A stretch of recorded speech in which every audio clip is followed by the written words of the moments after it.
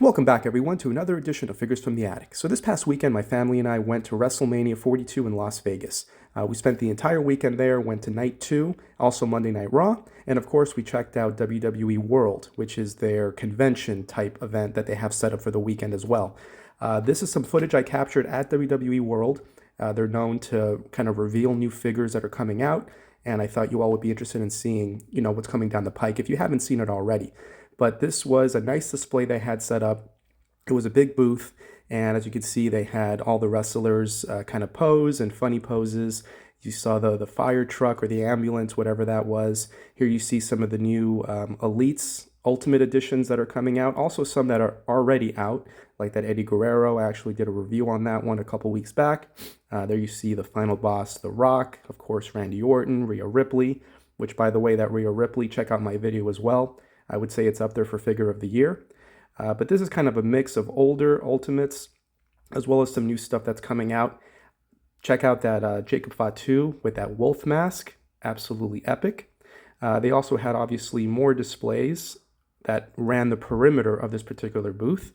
Here we see some prototypes and some basics that are coming out. You see the LA Knight prototype, the prototype of Demolition. Thought that was pretty neat. Here you see some of the older Elites. That's Stardust I did a review on as well. Here you see some of the upcoming Elites. I got to get that Undertaker with those snakeskin pants. That's absolutely hilarious. A deep cut that they're coming out with that. I think he wore that, was it Survivor Series 2000? Something like that.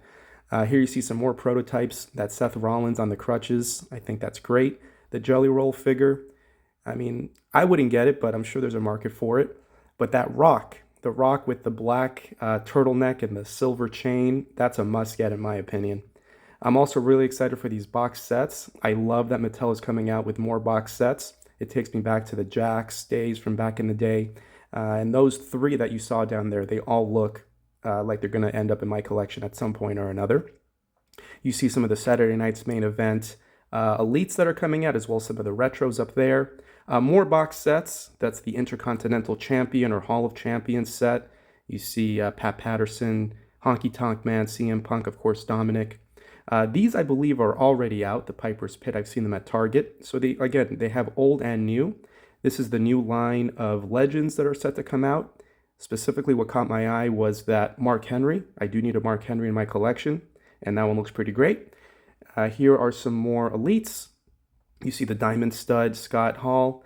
A lot of great stuff there. So if you're a fan of figures and you go to WWE World, I definitely recommend checking out that particular booth when they come around next year.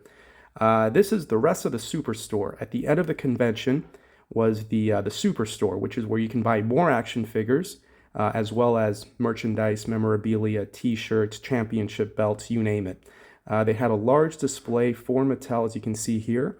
Obviously, a lot more figures than you would see at your local store. It was loaded with action figures. Tried to get as best footage as I could, but there were a lot of people. I didn't want to get too many people on camera. That's kind of an outside view of that Mattel display. Also Funko Pop. You see more of the shirts going around. But an awesome, very large Superstore. I mean, it definitely lives up to the Superstore name. And then as you're walking out, they actually had a ring set up inside WWE World. And they were showing some NXT guys having matches periodically. I think it was like 2 or 3 matches a day.